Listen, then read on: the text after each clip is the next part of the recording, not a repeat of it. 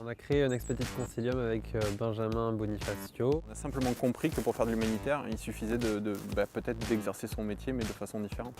Et notre métier à la base, c'est ça, c'est l'événementiel, pour ma part, pour Édouard le spectacle. Le principe de l'association, que ça soit ouvert à tous, ça c'est vraiment le truc qui m'a vraiment plu. Je pensais pas que ça aurait une telle ampleur. Et être ensemble, faire des choses complètement folles, parce que des fois on fait des choses complètement folles.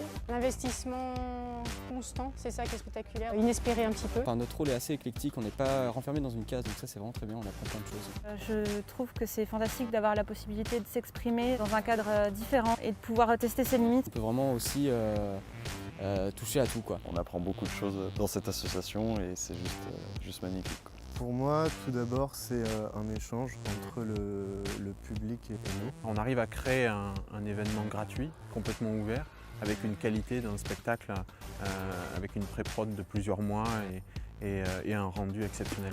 Le jour J, c'est toujours très épuisant parce qu'on commence très tôt le matin, vers 5 heures. Et en tout cas, on a tout donné et on est content d'avoir fait ça pour les autres. J'aimerais qu'elle inspire les gens, que l'association elle provoque des vocations. J'espère qu'on va pouvoir faire de plus en plus d'événements bien structurés avec de plus en plus de partenaires. Et pouvoir l'offrir au maximum de personnes.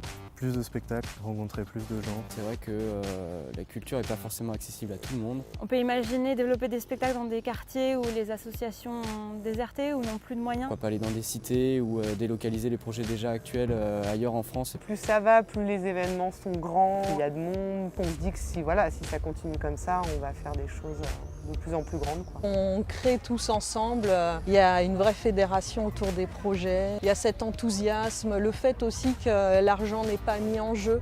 Les gens font ça pour leur plaisir, pour donner du plaisir aux autres et c'est vraiment le fil rouge, le fil conducteur. C'est ce qui nous donne l'enthousiasme, je pense, de toujours recréer quelque chose de nouveau.